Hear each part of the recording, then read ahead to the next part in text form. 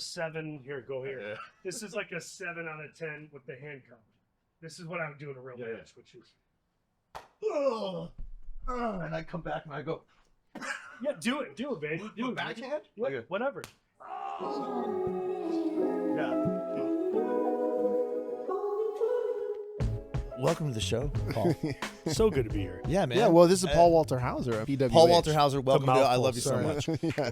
Yeah. I love you guys. Thank you for your work. We've been Yeah. pulling this thread for a minute now. I've been like, hey, gently, kind of like, hey, Yeah, man. well, I don't live here anymore. That makes it tough. But Yeah.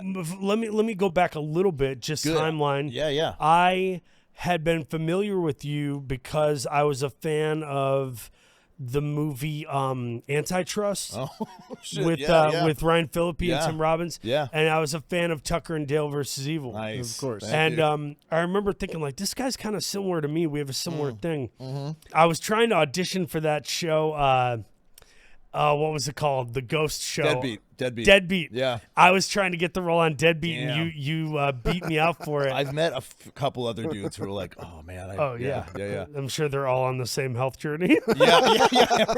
That show was a big turning point for me, man. It was like, oh, fuck, is this my life? Well, and some stuff, when I see you on Deadbeat, then I also immediately go, I can't imagine anybody else doing it. You know? Thanks, man. And that's the sign of a good performance. But I knew you more as just aspirational and competition coming up, and then we ended up doing we had the same manager, Joel Zadak, for a minute. Yeah, Jay-Z. And then we worked together on Super Troopers too. Yeah. You had a more prominent role, but I was just happy to You be were on Lonnie, the team. right?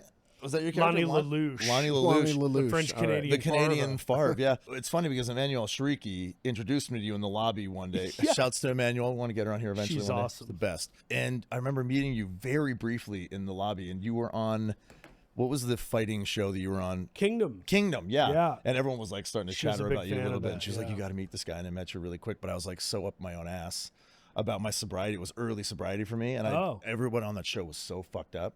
And I was just like, I'd go to the lobby and just be like, please, just let me get to my room and not get drunk tonight. Do you know what I mean? Yeah. And I saw you there and I was like, hey, nice to meet you, man. And then from that point on, there was more crossover with like I, Tanya. I got really close to the Sean role in I, Tanya as well, and had a couple meetings with Craig. And then you got it ultimately. And I thought you were so fucking great in that role. Thanks, man. Again, I don't think anybody else could. Like, I put my take on Instagram. Do you remember that? I put my Yeah, take, yeah, and that you're was like, good. whoa, you went like a totally different way. My whole audition was really about an acid wash green jacket that I had. That was the best tool I had for the role. Fell in love with the I accoutrement. was like, this jacket will get me the role. But yeah, I remember meeting you really briefly, and then you came to the premiere and you chugged a bottle of maple syrup I did. in the red chugged carpet, and I was like, I chugged like a 8-ounce bottle of syrup, I think. I Wow. was like, this dude's a genius. I love Super Troopers, and Yeah. I love those guys, Broken Lizard. And what people, I think, have picked up on over the years with me in particular is that I want to be Philip Seymour Hoffman. I want to be John C. Reilly, these guys who have been in P.T. Anderson movies and Spielberg movies and whatever. But at the end of the day, I'm more enamored by Johnny Knoxville and Kevin Heffernan and Fred Armisen or Will Forte than I am Brad Pitt and Denzel. You know? Yeah, it's funny, man. I think I have the same thing where like the sort of aspirational goals for me Yeah. are like, I guess if you think like career and legacy and longevity, you're like, well, I'd love to be like, I want to win like an Oscar one day, or I want to, whatever I want to leave as my legacy. But the shit that really tickles me is like always been like comedy, and like I'm a big wrestling fan too, man. Like that kind of shit and the legacy you're starting to leave with that. But yeah, it's funny. It's like I can't deny that the simpler, I don't even want to call it simpler because it's not, but the more goofy kind of elements of being a performer have always appealed to me. I mean, well, I'm curious. Let me pose a question to both of you. What is something you're proud of enjoying that you think people might think is kind of silly or like a weird? guilty pleasure kind of thing? Or like, A guilty pleasure to other people as they would define it, but for Right. you, it's like, man, I love this thing. oh, dude, Weird Al. I mean, I don't think I'm alone in that one, but Adore that was him. that was like Yeah, adore him. the first concert I ever went to was Weird Al. One of my first first tape concerts, I too. ever bought was Dare to Be Stupid. Like I'm like everything about me was like, I'm the weird kid. I'm weird. I love Weird Al. It even makes me do that. It makes when I you talk shimmy, about him. yeah. I get all shimmy. I get all weird.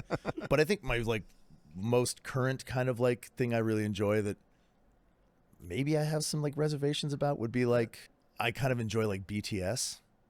Behind the kind of scenes. like K-pop. Like my daughter loves K-pop, and I have like a couple jams that I'll be Yeah. like, hey, what's that one song you put on that one time? Lost in Paradise. What's that one? And she's like, you know what song it is, man. She'll put it on, and I'm like quietly like Don't bopping play along in the coy. car. Yeah. Your knees bouncing during the Demon Hunter movie. Yeah. And then when you're listening to it in the car on the way here today by yourself. Oh, yeah. Okay, that's It's a the real thing. thing. It's a real thing. Yeah, the thing that came to mind actually, and this is not a guilty pleasure, but I would say the Naked Gun movies. Oh, and dude. so here's the thing. So Tyler and we did like a dudes' night where we went to see the new Naked Gun. I told you I took him on. Yeah. We all drove down to Oxnard to the mall, and we had dinner, and we fucking went to see the new Naked Gun. And that loved it. was like such a great night.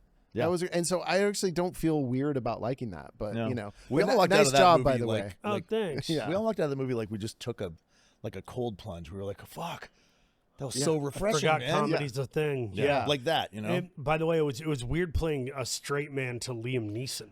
Thought about that. You'd man. think it'd Yeah. be the obvious Yeah. or the opposite, but I think like it's really healthy to let your freak flag fly in Yeah. modern society as it pertains to owning the things you really love and not being squeamish about it. Yeah. I guess. Yeah. And I've sort of come to terms with that over the last 5 or more years, where I'm like, I like collecting action figures. I believe in this Jesus guy who I can't prove. It's a faith thing. Yeah. I can't prove it with science. I love, hip hop and wrestling and things that aren't always, universally sort of appeasing. And I think I just feel like it's healthy to honor your 15-year-old self. Yeah. Doesn't mean that you become this uninhabitable adult who's like, conflict avoidant or lethargic. I just mean I make time for the 15-year-old Paul and try to honor him in some of the things I partake in. I think that's often misconstrued for like emotional, like arrest. You've been emotionally arrested, or like you're stuck just at the 15. adult. Yeah, but like You're I don't think you're that's really- true, man. I think getting back in touch with that 15-year-old or even younger, like 12-year-old, like wrestling for me, man. Like I remember going to When you're a Canadian, my Canada God. is a really sacred place in the Yes. wrestling world. For those that don't know, we have a I did legacy, not man. know. We I have the did not Hart know. brothers. Beautiful We have, legacy. I mean, so many wrestlers come from Canada. But going to Maple Leaf Gardens when I was 12 years old to WrestleMania 8, I believe it was Jerry Lawler and Hulk He's Hogan. going to correct you. I It was just see it in Jerry his Lawler face. and Hulk Hogan for the title, for the championship, and it was the British Bulldogs against the Bumblebees for the Intercontinental Tag Team Championship. Killer Bees. Like it blew my fucking mind. I was like Hulk. I hate that I was a Hulkamaniac. I wish I was. It's okay. I also was like a Dude Love Cactus Jack guy. I met same. Mick Foley recently, and it was really, really cool. He's a man. But I was a Hulkster. Pretty basic. It's pretty normal though. Wow. That's Yeah. like saying you liked candy when you were a Right. kid. It's a universal thing. I did like candy. Yeah. I still like candy. Yeah, I don't like wrestling never hit for me. I think it was I wonder if I was just a hair too old for like when Hulk really got big. Yeah. I was just a little too old for it. My younger brother, who's 3 years younger than me, was super into it. And so then I would adjacent watch, and I think at the moment I was like, I don't like wrestling, and then I'm like, what's going on there? Yeah, what's That happening? was my guilty pleasure then, I guess. I couldn't admit that I My like friends wrestling. are more like that. They'll peripherally watch it because they're fascinated. Right. But they don't really get into it with the depth and appreciation that somebody like me or maybe Tyler would. Yeah. Right, but you got so into it that you're doing it now. Yeah, no, when I was a kid, in 8th grade when we graduated, junior high, they said, they ask you those questions in the yearbook, like inspirational quote or favorite food or whatever. Yeah. And one of them was like future ambition or future job. And I put actor, writer, director, pro wrestler or something like that. Yeah. Right. Something like that. Just Done something it in that completely order, haven't you? ridiculous, yeah. I call it That my is the shot. order you've done. Well, Yeah. I haven't fully directed. I've only directed short films, but Well, That that counts. counts. and I've never sold a script, but I write like I know you write a ton. Yeah. a maniac, Yeah. whether it's hip hop lyrics or poetry or because at the end of the day, it's still cathartic and fun, and that's what's kept me on the road without veering off. Because as you know, Hollywood is a place wrought with rejection and sort of believing that I heard Jonah Hill once say something like, I don't believe that the job is real until I see the trucks. Oh man. Like it's if I so see true. all the guys smoking cigs and cracking jokes outside of the transpo vans, it's like that's when I know it's real. For me, it's But the first time they level a camera at me on set, and I'm like, okay, Yeah. I actually have Yeah. the job, man. I used to make jokes like that. Like, are you guys gonna recast me for Tyler Labine or Jonah Hill or Josh Gad? dude. Like, We have. It's so funny how that's happened. Like, you know, obviously your career has just taken off in so many ways, and like it's I'm done so well. I'm super blessed. But I It's have like stupid. a pride about that for you. You know, I mean, I don't know if that sounds condescending, but like when I watch your ascent to where you're going, like, because I know at one point, same with Dave Harbour, like him and I used to be in a lot of the Yeah. same conversations. And then I see you after meeting you and knowing you and watching you take off. Like I have this like deep pride for you, which I think Thanks, man. is interesting It's a in this town brotherly because- thing. Yeah, and I don't between feel us. that always. There's a lot of people I'm like, fuck you. But there's certain people where I'm like, yes, man. I feel Yeah. that always surprises me too when I have that genuine feeling of joy for my friends who are doing well. Yeah, that's good. Because you can That's fake wholesome. it, but when it's real, you know it. It's like it jumps out at you. I was telling somebody recently, I'm equal parts cheerleader for Mm. any of my competition, and I'm sure some of them don't feel we're competition. I do, Right. Because I'm competitive. But yeah. but I can be a cheerleader while also being fiercely competitive with other people. And I think that Absolutely. duality is healthy because it keeps you sharp, but it also doesn't make you an a-hole, hopefully. And I Yeah. think like the guys I came up with, you know, you, Tommy Snyder, Julian Sergi, Andrew Caldwell. There's like a lot of guys that I've auditioned with or lost to or beat out, and it's like I'm always rooting for those guys. But now, like selfishly, I'm trying to level up Yeah. and do some form of a leading man thing. You Yeah, know, I think yeah. the guys I grew up really loving were not necessarily like Ben Affleck and Denzel. Like I think Denzel and Robert Duvall and Anthony Hopkins are the greatest actors ever. Don't you have Those a are kind of tattoo like my with three. the I got a tattoo. Denzel I and got a tattoo Carey? of my comedy heroes. Yeah, that's right. Yeah. Not Yeah, Denzel. Daniel Stern, Marty Short, Jim Varney, Chris Farley, Robin Williams, and Jim Carrey. I love that Stern and Varney are on there.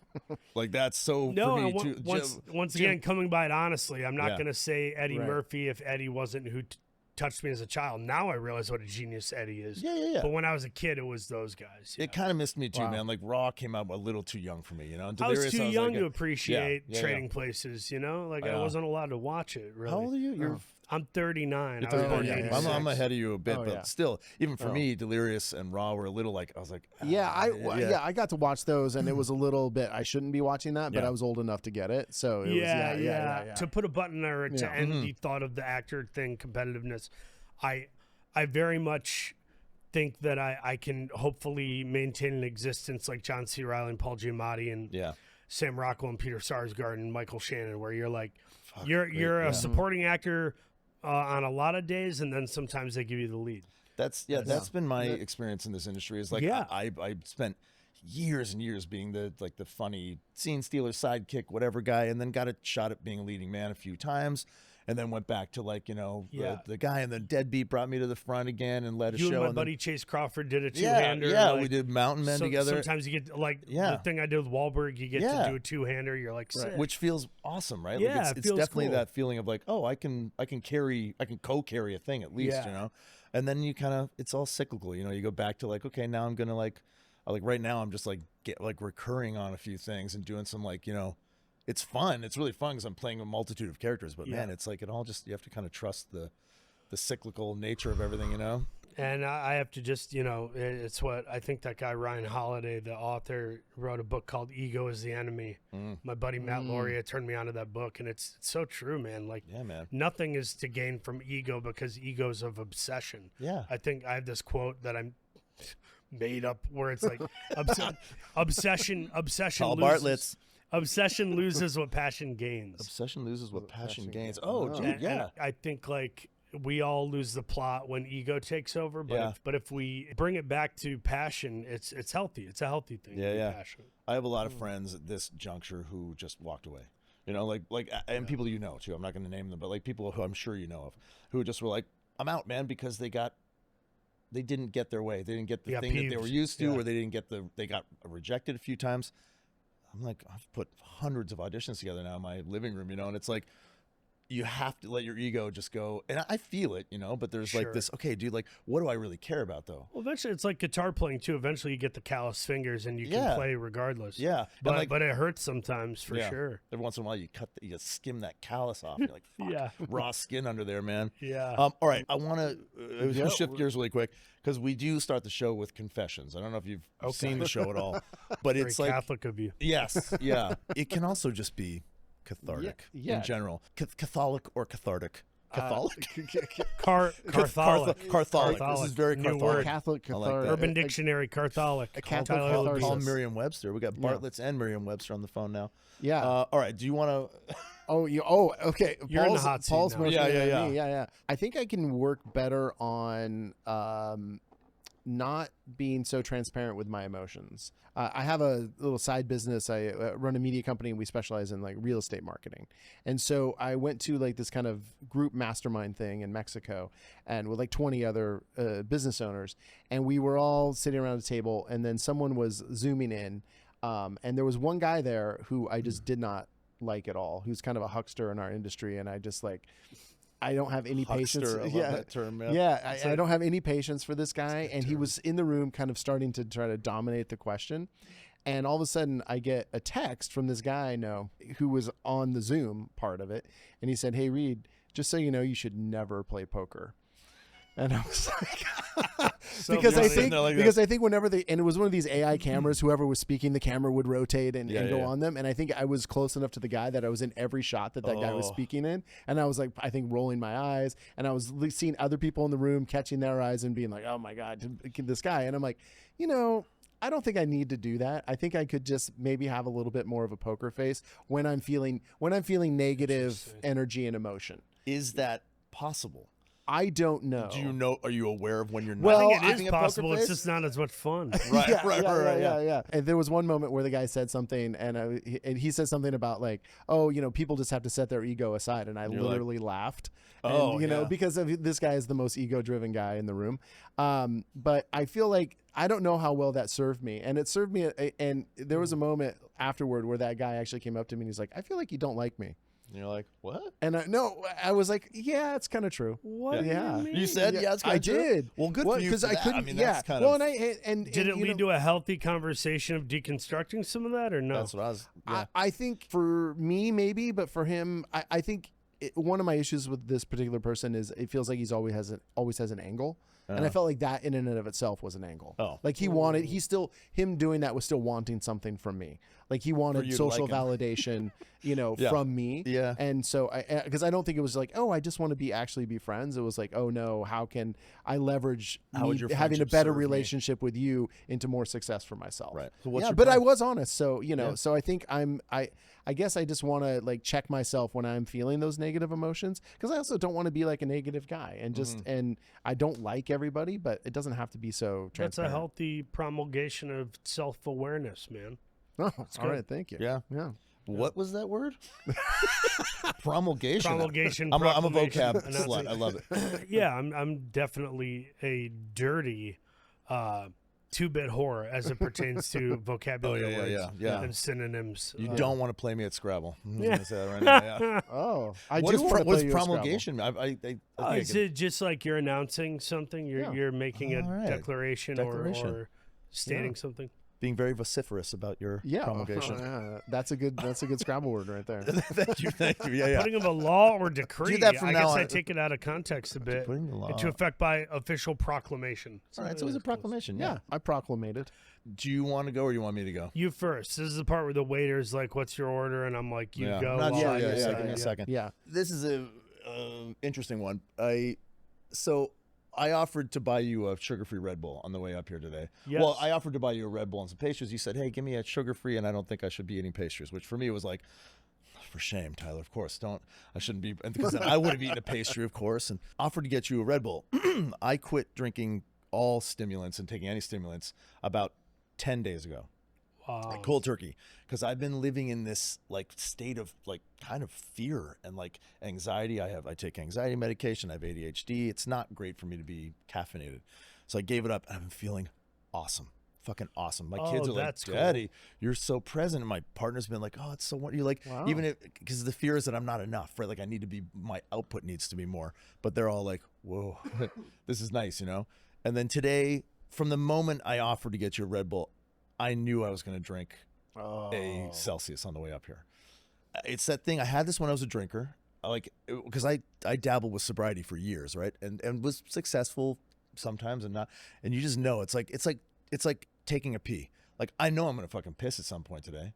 You know, I know it's coming. Like, I know I can hold it, but I'm going to pee. I'm going to pee. That's what the Celsius thing felt like for me, which is like such a drinking analogy for me. And I drank one and I'm regretting it right now because I feel a little like my eyebrows are hoppy. Well, it's so funny because you said, I quit cold turkey. I've seen such a difference. And I'm like, you seem like same old Tyler to me. Well, I know. See, externally, I think I've learned to mask what's happening inside, which is like. But you are doing this. You had the Celsius, so that's how you normally are when you show up here. Yeah. Well, but I think I have a natural effervescence that doesn't need this caffeine, and I've started to like use it in the sense of that word, like, you know, I'm using caffeine, and it like doesn't feel good, man. It's like this cyclical pattern where and then I take like handfuls of melatonin to go to bed, and I wake up and I'm like, I drink a fucking, you know, a huge chug of caffeine or like a pre-workout or whatever, and then the cycle goes on. So today I drank a Celsius. I'm confessing, and my sort of plan, as always, is to go back to my program and just be like, okay, look, man, this is like everything else.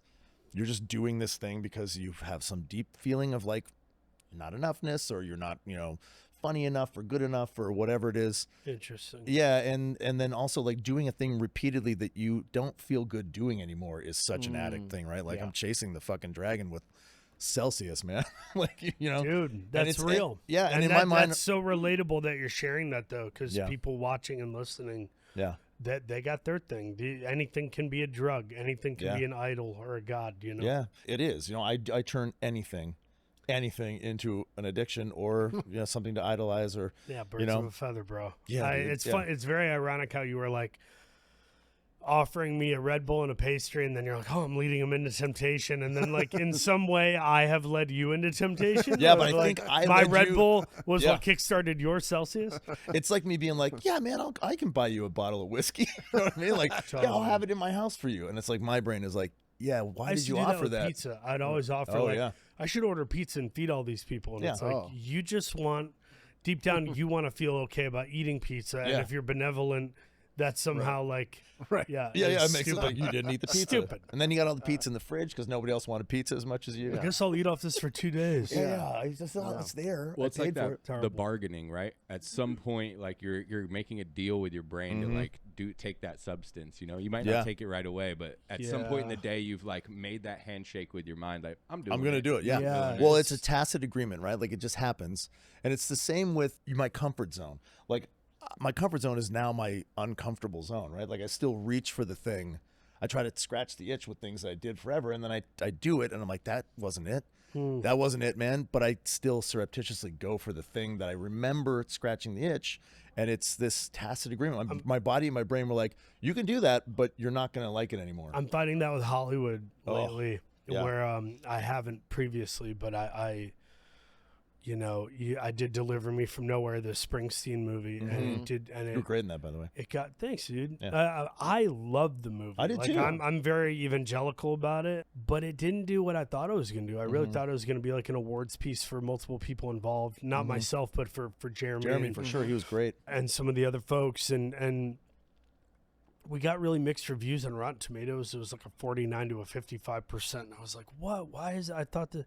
And then Fantastic Four did really well, but like they cut half my scenes. And also Marvel is in a weird place where like they're not bringing the audience number they used to in a lot of ways.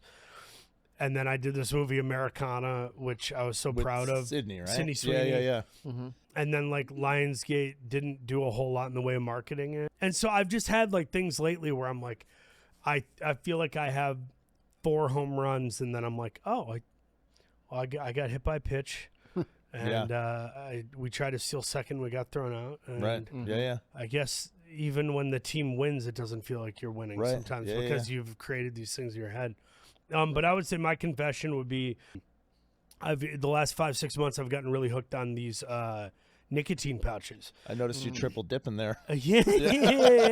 It's a 6er. It turned into an 18. How many for millies you got there? Those mathematic fans out there. But I very much, I had a bad moment yesterday, Easter Sunday, where I threw up in the bathroom of my church in Malibu that I went to. Oh, wow. And I don't fully know what to attribute it to. I think it might have been me popping too many Zins. It was also warm in the church. I was kind of on an empty stomach, and I had just changed my daughter's diaper, which smelled funkylicious. Mm-hmm. But at the end of the day, like, there's still this thing anchoring me to going, like, but the nicotine pouches might have had something to do with it. Yeah. And it's like, do you want to be the guy who's like throwing up in his church bathroom on Easter Sunday and missing part of the sermon because of a self-imposed nicotine poisoning? Right. It was that. Yeah, For sure. Yeah. Nicotine makes me so dizzy, man. So I kind of said, I was like, never again. And then today I'm doing it again. So it's like, I know. And it's acceptable, right? It's like, it's just. well, and it's Caffeine, also it's this just thing nicotine. of like, I've given up pornography, marijuana, and alcohol. It's like, part of me is like, well, shouldn't I get to do something? Fucking Yeah. know It's that like, so well, man. it's such a dumb addict brain thing. That's caffeine for me. I'm like, well, fuck, everybody else gets to fucking drink caffeine. Yeah, Like, can I everyone's have like, an Uncrustable and a Yeah, protein man. shake? Leave me alone. It's Right. like, Yeah, everybody. you leave can me make the a fuck- drug or idol out of anything. Yeah. Whether it's food or wrestling or nicotine. You know. Oh man, it's funny that like I saw you put 3 of those in, and I got a little dizzy because a friend of mine gave me a 1 milligram, half a 1 milligram piece of Nicorette, and I chewed it, and I got so dizzy. And I smoked for like 30 years, man. But when you're sober and you've been away Yeah. from it, it's kind of like soda pop, where like if you don't drink a Coca-Cola or any real soda for 5 weeks, Yeah. and you have and then you have one, you feel like you're drinking candy. your Like, head it's pops off, crazy. man. Yeah, my head popped right off my body, and it was like half a milligram of nicotine, and I was like a 2-pack a day smoker, man. Wow. Gnarly. Anyway, thank you for your confession, man. Do you have a plan around that to like? Do you want to even it right out? now, my plan is literally grace for myself, which I don't know that that's even the right answer. I think maybe that's part of what keeps addicts from entering a program or something. But in this moment, I feel at peace with the idea of giving myself grace and trying to cut the number of pouches I do in half. You know? I think Right. grace, But is you don't want to important, man. eliminate. Yesterday, I was like, I'm eliminating it. Right. And then today, I'm like, no, I don't think so. Today's a new day, man. Yeah. By the end of the day, you can make the same proclamation. Yeah, and there's Proclamation. there's levels to this, as they say. You know, there was a point where I was defending Matt Damon and Ben Affleck on social media because everybody's like, they were friends with Harvey Weinstein. They all knew, and it's like, you don't know what they knew, dude. Yeah. Like, yeah. you guys could be into some weird shit. Yeah. Just because I'm on the podcast doesn't mean I know the inner workings of two different Yeah, men. man. I think with addiction, there's levels to this and branches on the same tree. Yeah, man. Well, and grace is like, I think that is the answer often when you don't have a definitive sort of plan. You know what I mean? Right. Like, and I think that's okay. I think you can float grace for a long time. Like you were talking about enjoying a cigar and a Diet Coke. Like, you know, Yeah. that's okay, man. You know, like, Yeah. you're And it's not- better than where I was. That's you know? exactly it. So Maybe when I'm 70, I'll be a freaking vegetarian or pescatarian, yeah.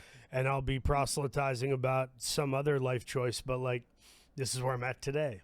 I plan on being a raging alcoholic again when I'm 70. That's my plan. If I make it to 70, I'm going to start drinking again. Am I It sounds 83? I should try heroin. What Yeah, am I doing? mean, You know? fuck. Well, Oh, yeah. at that point, it's like you don't have that much time anyway. No one can tell It's me off I'm the wrong at that table. point. Yeah. Oh, Grandpa. Yeah. He's doing so heroin. funny. He's doing heroin now. Oh, just leave him alone. Maybe he's right. They got this scary thing right here. I know. Don't worry. I'm not going to make you freestyle over one of my beats. They were like, "Can you do that?" I was like, "I'm not going to put Paul on the spot Maybe. to freestyle." That's what I said. But to your face, I'm saying, no.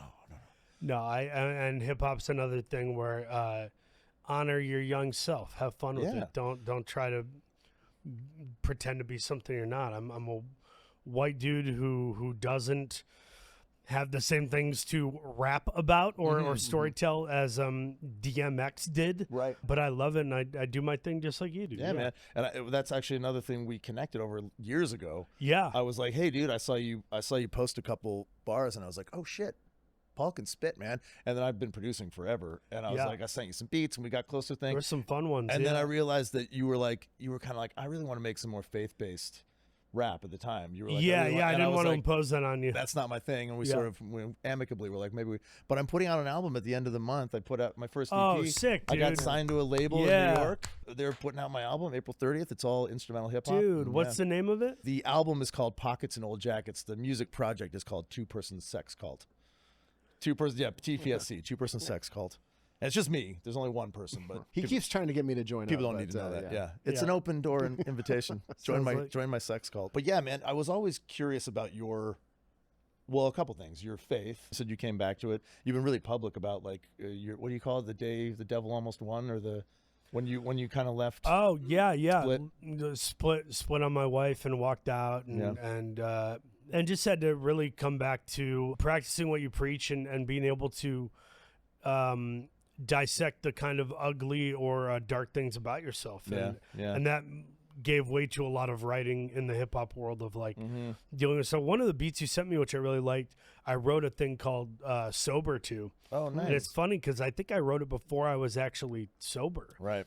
I think it was like me almost like feeling a little prophetic and cognizant of my issues at the time. But but I remember it was like how did it go? It was like, I put the girl all up in my anger, uninvited ankle biters, hollow-hearted and hangers. Yeah. Did you send me an audio? I probably sent you like a scratch track of that, Yeah. like a really rough demoitis piece. But it was funny because it went, I feel like I can see my rise and downfall at the same time. Chase rhymes, keep me from drums dull, or take me out the racket, a casket. Coroner can play my gasket, let him clink drinks, tell tall tales like a Brasky. And then then the chorus is just, this is why you got sober. This is why you got sober. Yeah. This is why you got sober. And I was going to have my friends do the chorus, like saying to me, like, dude, I remember this is why that you got now. sober. I think I remember the beat too. I think the beat might be on this EP. Yeah. Because it was one of my bangers I just kept around forever. And No, I it like, was good, man. It was dark, and it was and it wasn't trying to be overly ambitious, which I think some beats need to be. Yeah. But yeah, no, my faith is a big thing with me. I don't even use the word Christian because it has all these weird connotations and especially attachments now. to it. Yeah, it's like you say you're a Christian, people think you love Donald Trump, you're terrified of gay and trans people and all these things. I'm like, I'm not fitting to be any of that. Not that, so man, so yeah, big Jesus guy, and in Hollywood it's kind of a little weird where I feel like shouting out Jesus in Hollywood isn't really a thing. I think it's a thing in the sports world. Yeah, Steph Curry and people are like, For sure. I just want to thank my Lord and Savior Jesus Christ before yeah. we talk about what happened in the third quarter. Right. You know, Yeah, and it's man. like- And every award is like, I want to thank God. and it's surprising that it doesn't translate. I remember I ran into Courtney B. Vance at He's so great. an award show party thing. It was like at Bruckheimer's house, and I was like looking around like, why am I even here right now? And I was like, you're a Jesus guy, right? I just watched Preacher's Wife. Right. You needed to like a little. Which, yeah. I don't know why I always talk about Jesus in front of black people. I feel like there's like a weird like It's a thing safe where bet they're just usually, gonna. I can talk about Kendrick and Christ in front of you, Right. but Courtney B. Vance was kind of like, yeah, but like you said his name, and he was talking about my award speech where I said, I thank Jesus, and he kind of looked at me like, you said his name. Yeah. And I wasn't sure if he was saying like props or saying like be careful. Right. Maybe I couldn't discern it. don't get that specific. Maybe like you can thank God, but maybe not Jesus, or like I don't know, but like if somebody Lord and Savior, or what? if somebody thanked Allah or like said a prayer or said something in Hindu or the Muslim culture, I wouldn't think twice about it. I wouldn't be fazed by that at all. I'd be like, hell yeah, dude, I'm glad that you're living whatever that is. You have the thing you need to keep going, man. Yeah, like my mom, I grew up with a pretty fundamentalist Christian mother. Yeah, And- that'll also make you a lapsed Christian as well. Right, and it did. It At gets 13, a little too hardcore early on. I was like, there were not giants who lived to be 800 years old. I'm sorry, Mom. But she was like, yes, there are, and you're going to hell. the Nephilim. Right. Yeah, exactly. And I was like, so I hit it at 13. I was like, this is nonsense, man. I'm out of here. Yeah. And my brother did the same. I was probably more influenced by my older brother than, As but I many was of us like, were, this is weird. And my mom went a little deeper into the fundamentalism. Thankfully, she's kind of come to the place that I think most Christians are right now. Like, I don't associate with that. This is not what I believe. a healthy, moderate place of self-examination. Yeah, and the Bible became less of like, scripture and more of like a parable and guideline. And Sure. sort of, which I think is what it is. It's a guideline. It's not. Yeah, I don't even know what's literal or not. I Yeah. more so just get out of it what I feel I'm supposed to, which is learning from the mistakes of others. You know, all these kings in the Old Testament, it's like they all kind of did the same thing. They came into it with great intentionality, and then it kind of got twisted. Yeah. I think it's above our pay grade to judge people or get legalistic. I think your job is to love people. You're literally setting a table. You're not making the meal. God gives the meal. I'm just making sure you're vibing what's on the ceiling speaker, and I brought you your water. You know? Yeah, man. Do you feel like you're a table setter? Because Yeah. yeah. Big time. I've noticed on Instagram, like you, some of your more inspirational posts have been very right down the barrel, not prayer exactly, but leading, like setting the table for people, and it's like and also by way of vulnerability, and you know, I think the growth of the manosphere. Yes. I'm kind of purposely trying to war against that a little bit and make sure men know that the Bible talks about the fruits of the Spirit. It's like love, joy, peace, patience, goodness, kindness, faithfulness, gentleness, and self-control. I think the one men really got to focus on, myself included, is gentleness. Yeah. It is not weak to be gentle. It is not guys being like, oh, no homo when I say I love my friend. It's like, dude, I like your outfit. calm No homo. down, bro. Yeah, like, calm down. Yeah. You are okay. You didn't unzip my pants because you gave me a hug goodbye. Like, Right. chill out. Yeah. And even if I did, it's okay. Yeah.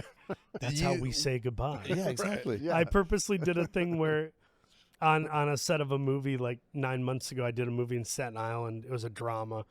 And I did this stupid thing, this piece of alt comedy with Jai Courtney and Jake Lacey, two of the actors I was working with a lot, where I was like, this is our secret handshake. And you grab your crotch with your left hand and you grab the other guy's throat with your right. Right. And so we greet each other where our hands are on each other's throats gently while holding our crotches, and we'd like nod at each other. It was just a funny thing to like. That's great. Yeah. Yeah, I don't even know why. Can I co-opt that? Can I borrow Please that? take me out of That's our whatever new that's We're gonna have for to the do that. We'll show, pull yeah. it out into a wide. Yeah. We'll do a three-way. Yes. Greeting. That'd Yeah. be great. I like that. And there's something poetic about the It's just triumvirate. funny how it's like a weird thing that's almost like, it's almost like choking is like this manosphere thing. Yeah, like And grabbing your crotch is this vulnerable like thing. don't kick and me. it's like we're somehow holding both at the same time. Yeah. I'm trying to bring depth to something completely absurd. No. I'm with this. I'm thinking about another level of depth. Is that you go in like this, and then you slowly remove this hand because you're willing to be vulnerable even one step further, but not, But if it goes too far, you can just choke the guy out. Yeah, there's also a version where you choke yourself and touch the other guys. Oh yeah. But I think that's culture is not ready for that That's yet. a certain level of familiarity too. Like That's fair. Yeah. It's funny, like reading about you in this Runner show, and I was like, well, I just have shit I want to talk to Paul about. But I saw that about having kids and sort of reframing toxic masculinity, and you're a wrestler. And I was like, I think from where I came from, my generation, wrestling was very toxic. It was like, I mean, in the most traditional sense, it was dudes just fucking threatening each other, and like the tougher, the more muscly you were, and then wrecking your body for the sport, which I think is Steroids and drugs. admirable, but also like, come on. And so like, I'm looking at you as a father of 3 young children, and you're out there wrecking yourself. Do you have any like apprehensions about what you're doing to your body and being in this kind of sphere that still, let's be honest, is still pretty like bro-y, right? It's pretty like I think thankfully it's changed a lot. I think the WWE had a bad period where they weren't treating women as co-equals, and they weren't wrestling so much as they were like stripping down and being used for storylines. like Trish Stratus and that generation. Yeah, was like, and geez. she defied the odds and kind of broke through and got into the wrestling thing more so. Yeah. I tell my wife and my manager, my agent, everybody, and it's not a cop-out. I feel conviction about saying it. I take calculated risks. So I'm not wrestling every week like a lot of the guys and gals do in the most professional, circuits of that. I'm wrestling on average about twice a month, maybe, not even. And Do you think that's a luxury that you're afforded because of your Totally. Yeah. psychotic luxury. And Yeah. I have so much respect for the men and women who have to do it to pay the bills. And they're like, well, even if my shoulder is killing me, I'm getting in the ring out tomorrow. there, But I take calculated risks. I don't do it as much as the other folks do. And it's also, it's also a motivator for me to be healthier, Right. which is a good thing for my family. Sure. Because I've wrestled at 265 and I've wrestled at 235, and they feel way different. No shit. That's a 30-pound backpack you took off. You know what I mean? Yeah, Or front Front pack or pack, whatever yeah, you want. yeah, exactly. Yeah. No, totally. Yeah. I've lost like 65 at this point, and man, it's like a different world for me. You know, like the I way I navigate everything is different. You Yeah, know? just energy wise, my boys now love to wrestle with me, which is just them taking moves from me, a power bomb or a body slam onto a mattress. Right. And it's like I can't do that properly and Yeah. serve them and be the fun dad if I'm 270 pounds. Right. So my highest, I was 333, Wow. dating back to like 2011, 2012 almost.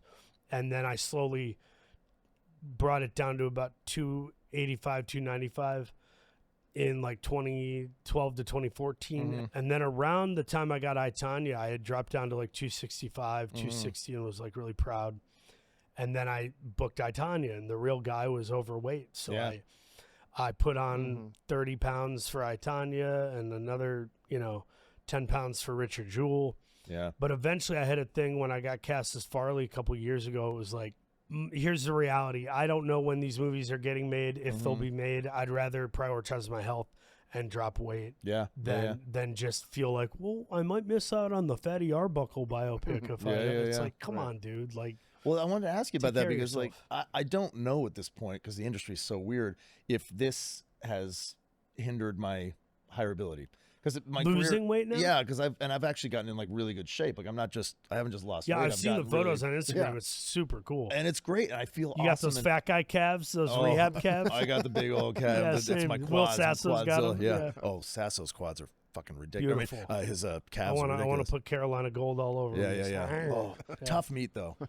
Tough meat. And a little gamey. Yeah, a little gamey. Oh yeah, Little he's gamey. wild, man. Some buckshot in there. No, it's tricky to know like where your place is in the industry, whether you gain or lose weight, because that is a factor. Let's not Yeah. play like it isn't. Yeah. Women have it way worse than us Oh hell yeah, in that man. world. But I do think overweight guys have a weird thing where they got to decide what they're gonna do. Yeah, you can't be a tweener. You know Well, what I mean? It's so but like, what are you gonna do though? So, but you have the Farley biopic coming up. If it actually gets greenlit, New Line Cinema ordered the script and paid some money for it. The script is in great shape. Josh Gad's helming it, right? directing, Yeah. Lorne Michaels producing, with Aaron, his producer at Broadway Video.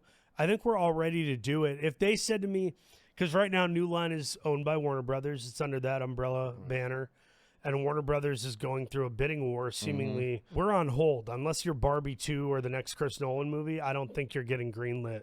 So we're chilling and waiting. But if they told me, hey, Paul, we'd like to go January 12 of 2027, I would then be working with a trainer to figure out how to do a cartwheel and Right. put on meat and potatoes weight where Right, I'm safely. I'm chunkier, but it's not candy ice cream weight. It's meat and potatoes. You're not surrounding your organs with fat. You're just going to put on some like some Chris was showy an fat. athlete before he was a comedian. The Yeah, guy played yeah. rugby and football and he had an acumen for that. It wasn't. I mean, the fact that he got through everything he got through at that size and the energy he brought and the drugs he was taking, like he had to have a fucking strong ass heart. You know? yeah, Like, iron yeah. stomach and Yeah. crazy muscle.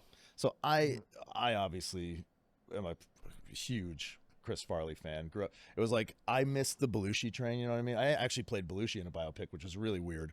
Like it was an When was that? It was Chris Diamantopoulos as Robin Williams, and I played John Belushi, which was years ago. It was an unauthorized Mork and Mindy. Like Aaron Hayes played Pam Dauber, and like it was good. It was like on NBC. TV but movie? Yeah. But it was unauthorized. So Robin Williams was like, "I won't be watching, but I wish you luck." Oh, I don't Yeah. know how I feel won't about be Chris watching. Diamantopoulos. Yeah, I tried watching a bunch of Belushi films, and I was like, I just missed it. You know what I mean? But with Farley, it was like that was my sweet spot. Yeah. I grew up idolizing him and watching him, and everything he did, I was like, oh, and you love know, it. and then Love there was it. Jack Black, obviously, who came along, and I got a lot of Jack Black comparisons when I was younger, and I was called like Jack Black Light and TV Jack Black, and all this shit, which was like oddly complimentary, but also very frustrating. So a couple things, your sobriety. I reached out to you as soon as I read the announcement. I was like, Yeah. hey, if you come across any bumps in the road with your sobriety playing this role, Dude, thank you. reach out, dude. Does that come up for you at all? Like the feeling of I mean, I know you're like it could be a detriment to my sobriety in some way. Yeah, like maybe going down that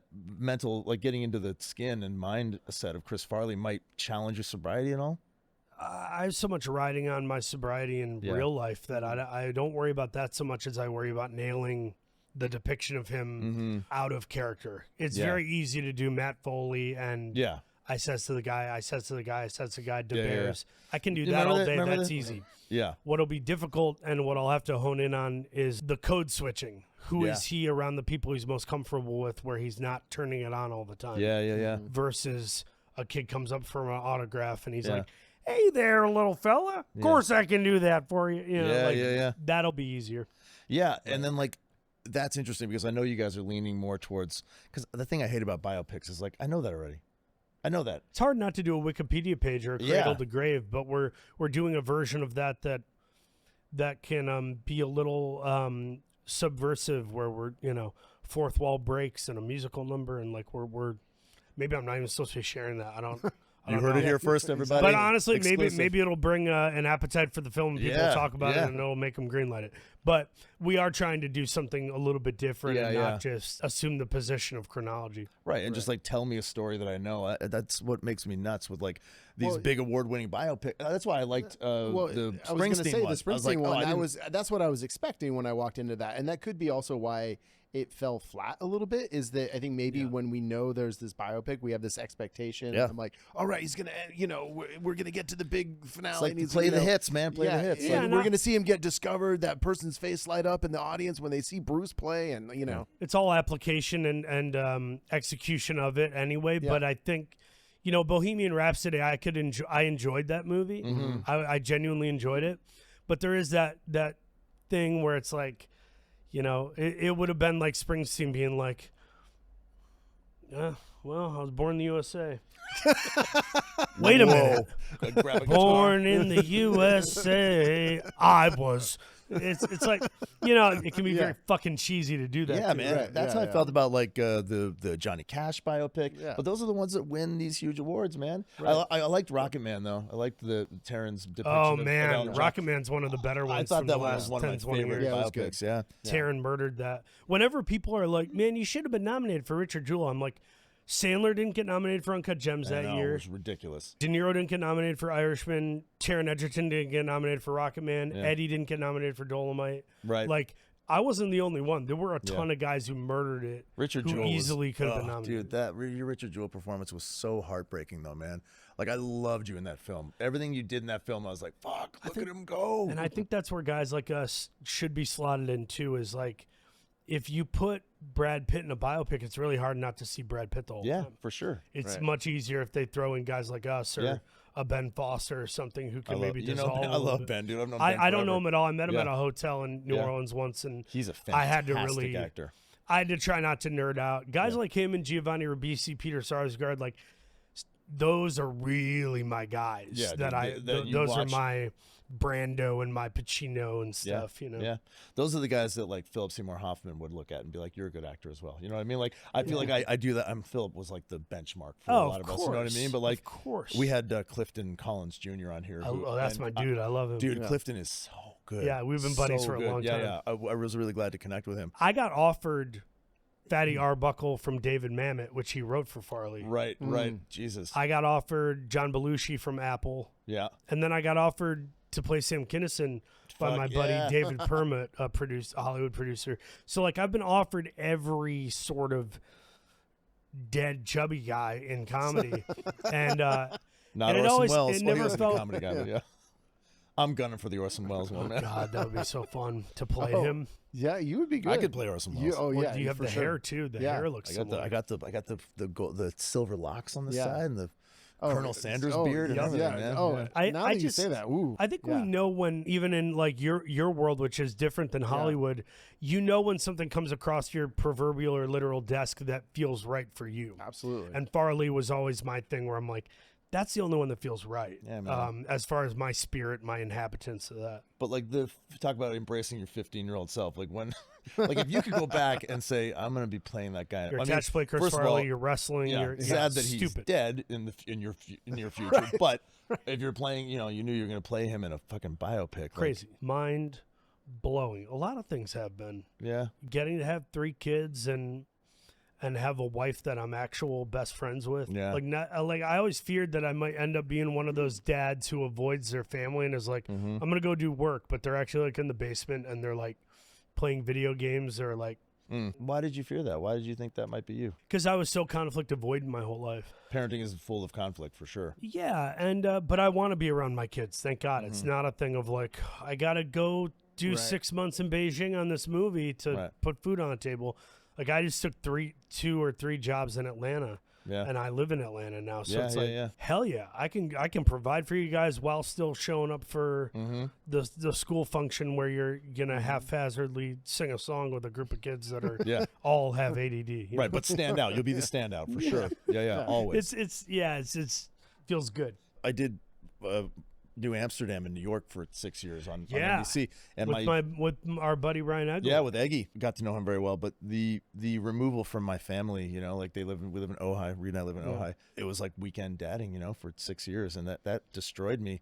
But I was the same. I thought, well, that's kind of how I pictured it. But it was like just robbing me of my experience of being a dad. And then the last 3 years, I've been home with them, like, you know, only working really in California and doing things from time to time out of state or whatever, out of country. But mostly being home based with my kids, and fuck, what a gift! Like what, dude? Like I didn't even know. My kids have come to me now and be like, you know, I feel like I didn't really know you that much when I was little, and that breaks your heart. But then to realize that they're coming to you saying that now means they feel that freedom and that safety to come to you and say like, I really feel like I get to know you now, and I love who you are now, and it's like that shit is like that's invaluable. That's everything, you know. Speaking of invaluable things, man. I never got a chance to thank you in person, but when I almost died a few years back, with man, that was clot, gnarly. You and Amy sent me fucking meat pie, like amazing meat pies from Goldbelly. Yeah, we love the Goldbelly app. We only do it like twice a year, once for ourselves and once if a friend gets banged up or something. Yeah, or almost dies from a blood clot. But you sent me like a pulled pork pie. Chicken, I think it was one, like you a barbecue the menu. Oh my God. You sent me like 2 or 3 pies, I think. Yeah. And I couldn't eat them Savory at first, pies. right? Because I was like, every time I ate, I was like, oh, my blood clot's going to, because I was still working on the clot. Yeah, I don't want to be that guy. That was like one of the sweetest gestures I got through that whole period was you sending me sustenance, you know? Like I was at home laid out for months, man. Yeah. And those pies came through, and you and I aren't like, we're not that close. Like we know each other and we're friends and everything, but like that really, to me, was an indication of the kind of family and the kind of person. Thanks, man. I think we feel closer because there's a lot of immediate commonality. Yeah, like being dads, being actors, being bigger guys, formerly bigger guys, and sober, and like all the stuff. Yeah, but that really meant a lot to me, man. Oh, and like for sure, like dude. really floated my. I don't want to say my boat, but helped me like heal. Like I was really down and out, man. I thought there was still a lot of dicey time for me ahead. And that's a reflection of my wife. My wife is the kind of person who, it doesn't matter if you stub your toe or you got a limb taken off in surgery. Like she's always trying to show up for people. Yeah. And send them like, I'm praying for you. Here's some encouraging Bible verses. Here's cookies from the best bakery near you. Whatever the thing is, she's inspired me to try to be more thoughtful. Yeah. I am the type of person who will be like, man, I'll pray for you, or I gotta send you. I gotta send you this book you're gonna love. Right. And I don't do it. It's right. like, Me too. Yeah. I don't want to be that guy. I have the thought, but the thoughtfulness is the follow through. Right. Yeah. I have some pies for you. They're in my freezer. Though. Thanks, I'll drop them off. We've been talking about that a lot on this show. Is that feeling of like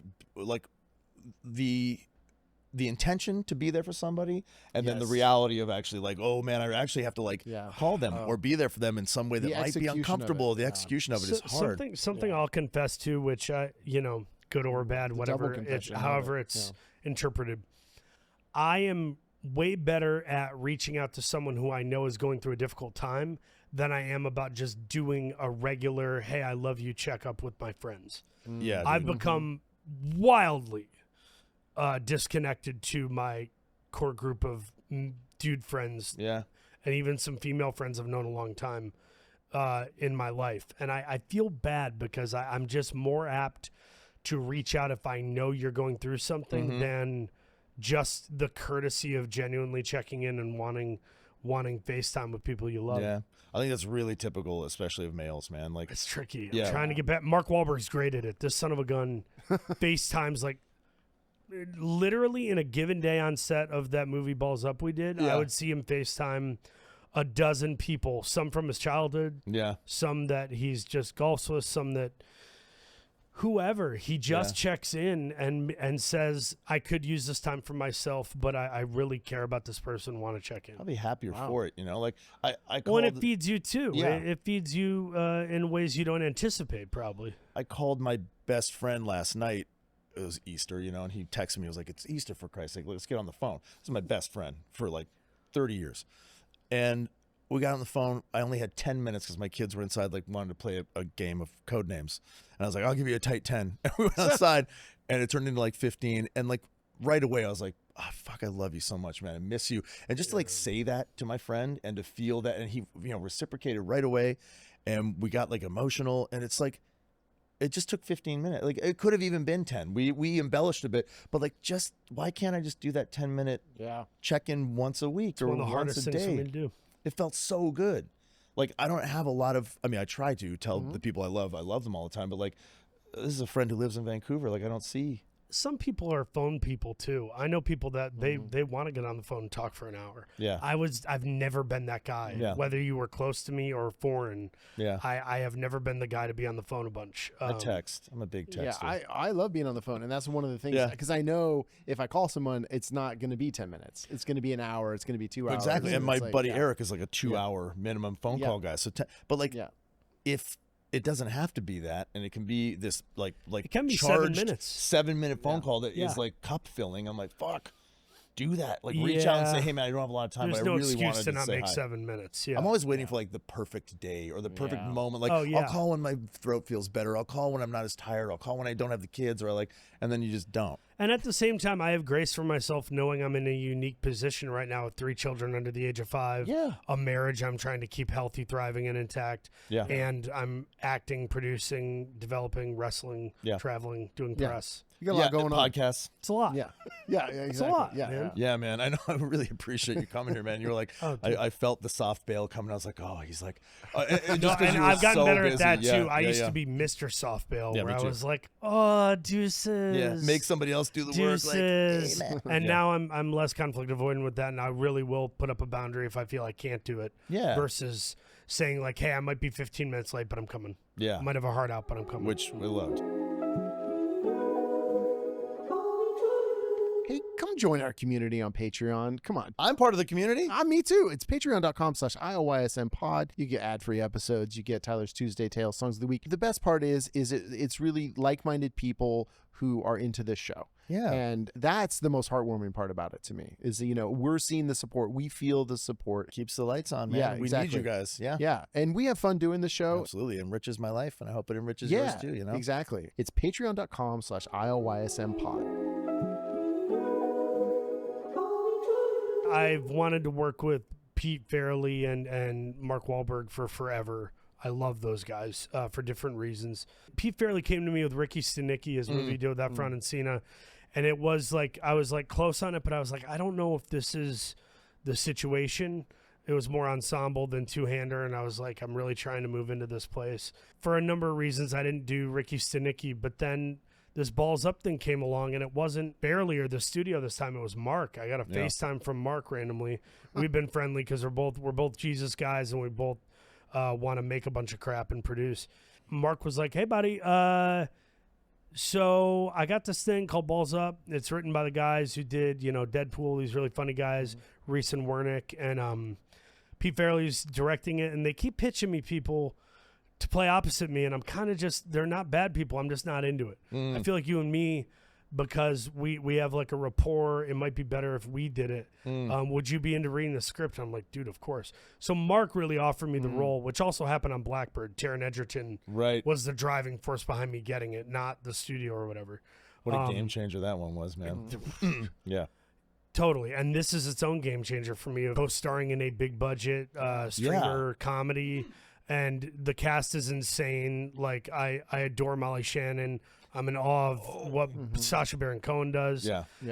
Eric Andre, I think, is one of the funniest people alive. So, like, Agree. getting to work with all these people. Benjamin Bratt, shit. he low-key steals the movie. I'm like, I watched a cut of it a while back. I was like, what the He's so good, man. He's so good, but him committing himself to comedy the way he does drama was really That's nice. fun to watch. And it's a throwback comedy. It's more like The Hangover and Wedding Crashers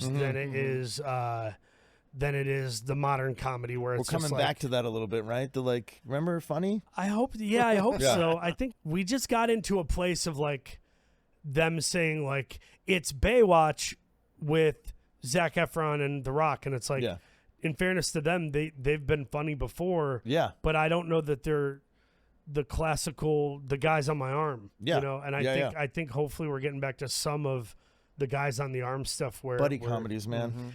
Yeah, well, and we'll see. Hopefully it does well, but I believe in the movie. I stand by it. It's a raunchy R-rated comedy. I'm sure some of my friends who speak more Christianese may not approve, but I didn't make it for them. I justify stuff like Balls Up, where I say I'm a Christian man, but like if you ask me what I'm watching, it's Die Hard, and it's a violent movie like Die Hard, or it's a funny movie like Bridesmaids. I'm not watching Passion of the Christ every day. I don't know why that has to be the thing. It's not mutually exclusive. Like I also just don't think it's not honest. No, like man. I like White Lotus, even though it's super edgy for a Jesus practicing person sometimes. You can watch that shit in secrecy, but why? You know, but what I I'd mean? rather be open about it. And That's give what I'm everybody saying, else. yeah. But I Balls Up is a funny ass movie.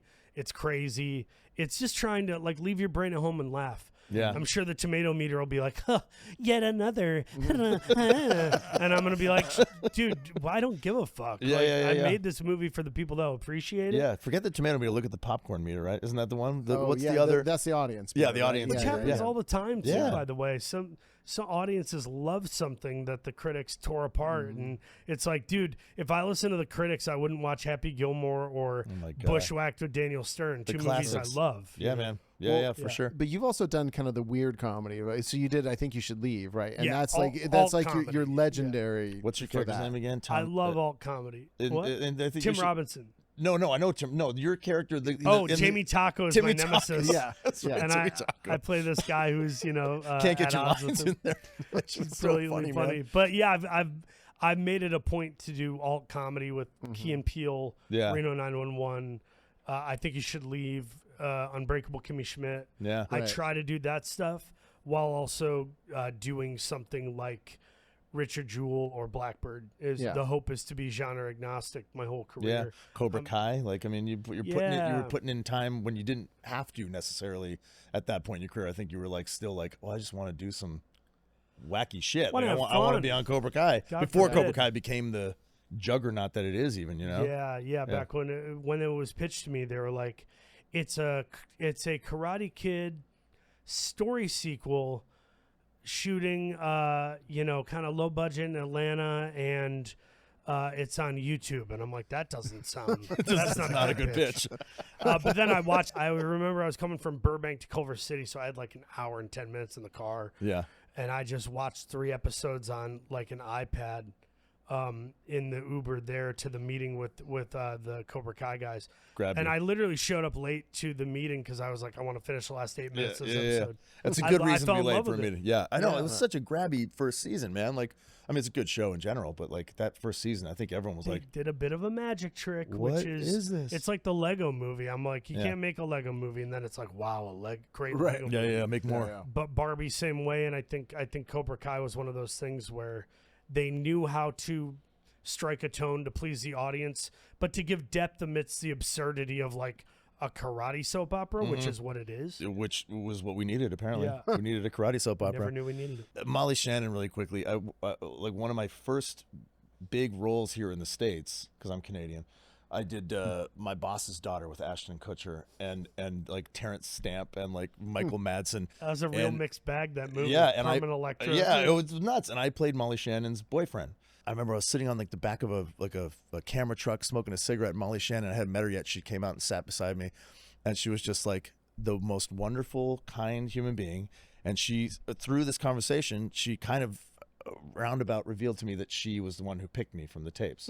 And she was like, I just wanted you to, I don't remember how she said it, but it ended up being like, she was like, I really wanted you to come do this, and I just think you're really funny. And I was like, nerding out, you know what I mean? This is Molly Shannon. I was just like, dude, there are certain people you calibrate. Yeah, and I didn't know how to cool, behave. I just tried to be cool and just sat there smoking my cigarette, but like inside was just bursting. And then we went and we shot all our stuff, and it was fucking hilarious. And like we came up with all this shit and it was David Zucker who directed the movie, right? So it was like, it was crazy, man. And it was just one of those moments where Molly Shannon made a huge imprint on me, where I was like, that's a kind human being who is at the top of her game, who took time to sort of give me this, you know? She's kind of got that Catherine O'Hara thing where it's like comedic brilliance and warmth and humility. And I think those are really attractive traits in a person. Yeah, but man. to the SNL point, I have met so many cast members from SNL or worked with them randomly. And there is a quality amongst a lot of them. Be it Fred Armisen, Will Forte, Molly Shannon, Sherry O'Terry. Yeah. I hit it off with them, and they're exactly who I hope they are. Yeah, like Forte's a buddy. He was on the But show. there's Forte humility came in on here, teamwork, yeah. right? Yeah. There's humility in the teamwork of being part of an ensemble on SNL. Chevy Chase, who's got his own demons, but like Chevy Chase was kind of the breakout star, and it's like he only stayed for a season. Yeah. So it's like that's totally different from somebody like Kenan Thompson, who stayed for 27 years or whatever. Yeah. Crazy. Like basically came off Nickelodeon to. By the way, I said SNL. 27 years is a joke. I think next year it will be 27. It is, I think. Yeah, that's fucking. And he's a lovely guy too. Man. He's actually in My Boss's Daughter as well. Oh, he's got the Diet Red Bull. Here we go. It's sugar free. It's not diet. Sorry. Trigger word, man. Yeah, louder. Yeah. For those into ASMR. That's the sound of wings taurine. sprouting. Oh, taurine. That's some Silent killer. L-theanine. And it's good stuff. It's coursing through my veins right now. So the reason we started this show, Paul, was because we were like, the manosphere sucks. And bro culture fucking sucks. And toxic masculinity I despise it. was the shit that we were raised on to believe was just masculinity. Like, especially Reed and I think. Well, just at our age, our demo. Yeah. But like, like that was the benchmark, was like fucking lie till you get the girl, get muscles, you get all the shit that was not, it was just advertised as masculinity. Yeah. What we've kind of grown to realize, I think, as a culture is like, well, that's not it. What is masculinity? Some of us have realized. Some of us, yeah. I mean, There's a I lot of like people have muscles not and everything, realized, but so I guess the question that like drove the creation of the show was like, what is masculinity? Or my friend Steve Mallory posed to me a long time ago. He said, "Well, what's the opposite of toxic masculinity?" And I my knee jerk reaction was like, "Oh, positive masculinity." And then I went a little deeper, and I was like, "Well, wait, what would that be? What's masculinity at all? Like, what's the positive masculinity?" And it sort of became, what do you think masculinity is if it's not what we've been advertised? We've gotten hung up on, and we were conditioned to, it's not like we're all born this way, but I think we're conditioned to believe that the appetizers are the meal in some way. It's good to be strong, but what do you do with your strength? Yeah. You defend people, you serve people, you play a team sport, whatever the thing is. Men being like financially successful is a big part of the manosphere right now, is like, I make this much money passively. And it's like, right. Yeah. good, but like, what are you doing with your money? Like Elon Musk is a guy who they were showing the balance sheets for like all the billionaires and how much they've donated to charity. And Warren Buffett donated way more than Elon Musk. Yeah. And Elon hasn't donated shit for what he has. And I was like, to me, it's anti-masculine to do that. Like hoarding. I think that masculinity in the most I have to give an answer way would be using masculine traits and a sense of authority to serve and protect other people. Yeah. You don't serve and protect when you're an ICE agent that shoots somebody overturning their steering column. Yeah. That's not serving and protecting. Yeah. That's you being a little baby bitch boy who's afraid of what might happen. Yeah. So things done out of fear and done out of love. If you're doing things out of love and you have these masculine traits, that's masculinity and it's in the way it was meant to be, I would imagine. Yeah. And I think somebody like who is it? Fred Rogers, Mr. Rogers.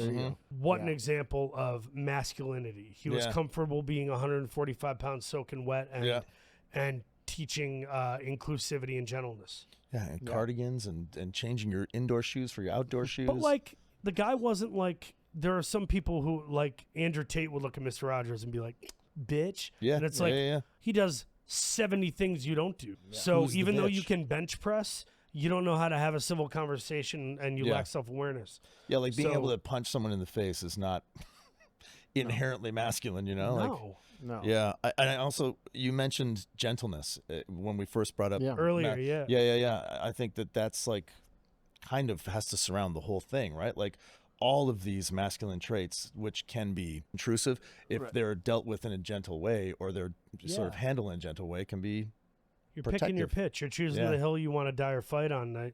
I think the difference between an MMA bro and a 165-pound Asian dude is the Asian dude knows karate and is waiting to use it when it's warranted. Right. The MMA bro is kind of like, maybe I'm drinking because I want to fight somebody. Fight someone. Yeah. No shit.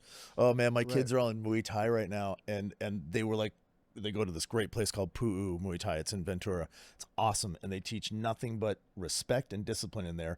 But Muay Thai is the most brutal.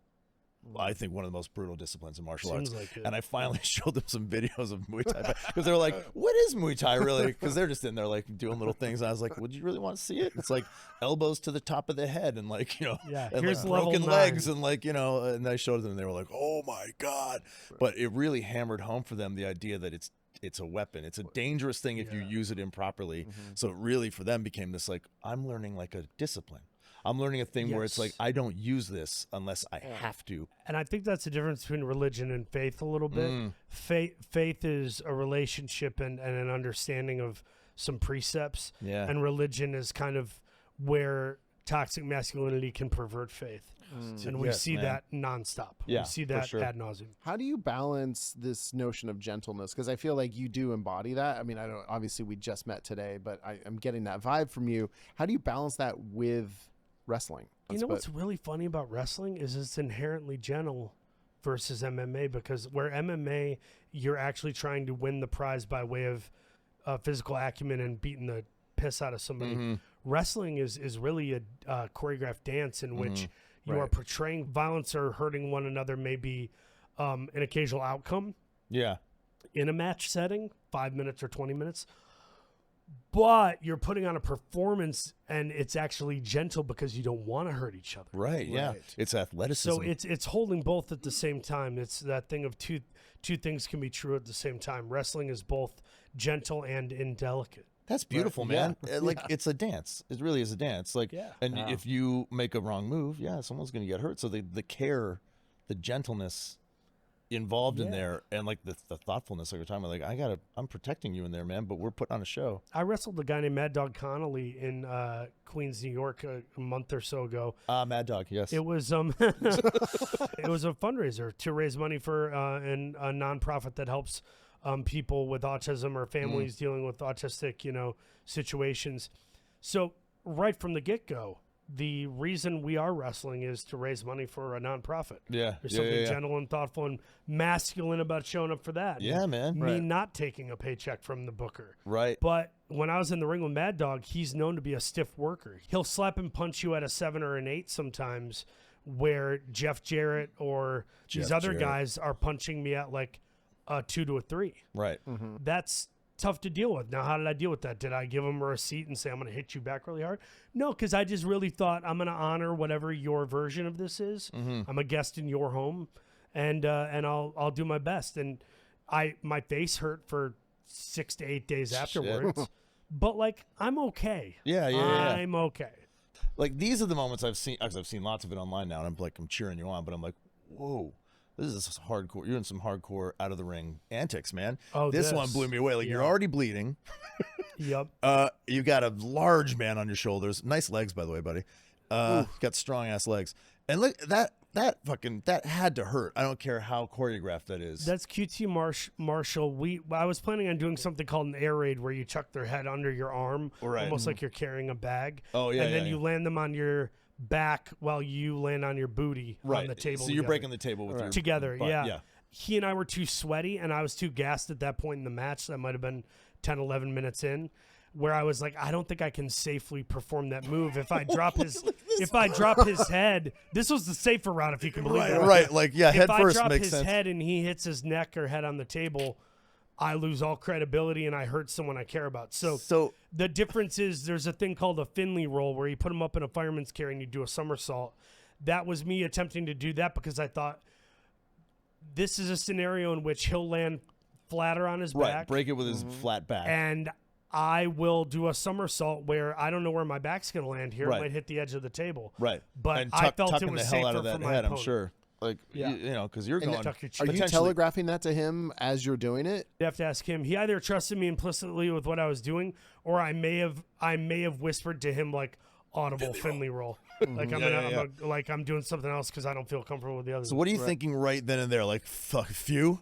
Right oh my then God. and there, the crowd cheered and chanted "Holy shit!" So I was like, I feel good. And you felt like you're like, I'm Physically, good. I'm fine, You do a yeah. quick little diagnostic check. There's like a 2-inch mat right there over the concrete. And you so- know he's okay because he's doing his bit. Yeah, we're whispering, we're checking. Now, those tables, Reed had a Yeah, question. I was gonna say, is there any? Are those breakaway tables at all? Are they actual real tables, or what? That's what's a the, real table, but we took out some of I think the metal lining, Right, in it, like the okay. metal. which supports it or could clip your skin in tetanus shot. Yeah. But I just had a match with Jeff Jarrett, which will be available on Triller TV in about 2 weeks.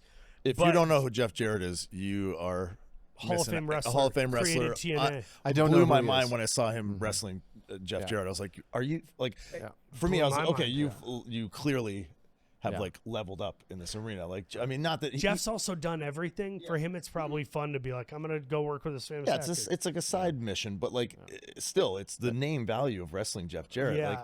Like PWH versus Double J, man. I'm like, whoa, man. We had a pretty good match, Yeah. but the you ending put of him the through a match table? was Yeah. me going through a table about 7 feet in the air from 6 or 7 feet in the air from the second ring rope, and I telegraphed it perfectly, and we did what we set out to do. But I was told that the table was gigged. It was like, hey, this table will break easily. Yeah. And we had a snafu where somebody brought in a table that was a real table ungigged. Damn. So of the two tables I land on, they don't end up breaking. Oh. I just fell flat Ooh. on my back, did a flat bump, and didn't hit my head because I took my chin enough, thank God. Yeah. But it didn't feel good, and it didn't look as good. And then Jeff came out and called an audible and dropped an elbow on me from the apron of the ring just to make sure that the table actually broke, and it Right. did. Yeah, And yeah. it was still satisfying. I think the fans are okay with it. But that was a moment of like, whoa, man. Yeah. And right before I go out, Arn Anderson, who's one of my heroes, Arn Anderson, legendary Four Horsemen tag partner, Ric Flair, he said to me, he goes, I'll tell you what, he's got almost like a softer, gentler, stone cold voice. Yeah. He goes, I tell you what, working with tables, working with furniture is very difficult. Yeah. You cannot predict what's going to happen. And to his, he called it, boy. He was prophetic because I thought that shit would break for sure. And then I realized, I've also lost 30 pounds since I started wrestling. Oh, right, man. That's Not part as of it much. too. Well, and part of when the table breaks, it helps to actually cushion the fall a little bit, right? Because it kind of slows you down before For you me, get to I the mat. found it in a too. way. There are Yeah. guys who tell me, they're like, I don't know how you do it. Like wrestlers who are way more reputable than me. They're like, I don't know how you do it. I hate tables. I hate man. tables. Yeah. And I'm like, I kind of love tables. Right, I've had man. mostly good experiences. Tables with seem tables. fun to me.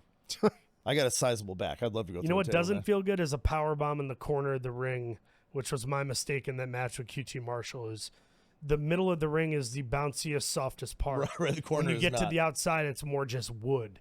And I ate a power bomb 15, 16 minutes into that match on thumbtacks.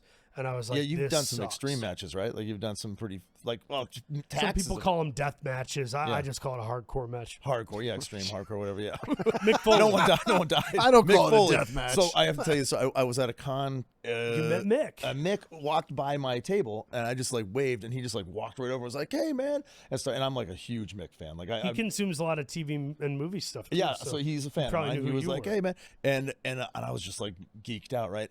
We want to say, of course, thank you to everyone listening, everyone watching. Yes. Of course, our love bugs. Get in there on our Patreon, patreon.com/ILYSM pod. Roblin Regier, we really appreciate you, our top tier love bug. Paul Walter Hauser. Yeah, man. Thank you Hey, so much. I man. love Thank you you to so Studio much. Temporary. I love you so much. man. We love you so much. Oh, Thank I you, never got everybody. to take a slap to the chest. Do you want to do a chop real Yeah, quick? can we do a chop real quick? Guys, it's gonna hurt a little bit. This is how I used to chop. I would do open hand. Yeah. And this is like a You guys ready? This is a 7 out of 10. Okay, go for it. This is, I would go. Oh, that's not so bad. But then the real chop, Yeah. which I've learned to do, Seth Rollins kind of taught me this, of like you cupping your hand a little bit more, laying into it. But if you cup your hand, it kind of makes a cool noise. Let's hear it. A Yeah. little bit more. So this is a 7. Here, go here. Yeah. This is like a 7 out of 10 with the hand cup. This is what I would do in a real match, which is. And I come back and I go. Yeah, do it, baby. Do it. Backhand? Yeah, Like a- whatever. Oh. Yeah. Oh, yes. That was a thrill, man. Thanks. Fun. Am I red? Am I pink at all? Little red. I got my fingers. My Yeah, fingers. yeah. I got a little Wilson from the volleyball earlier. I got like my adrenaline's going down, man. That's what it does, man. You don't feel the pain in the back.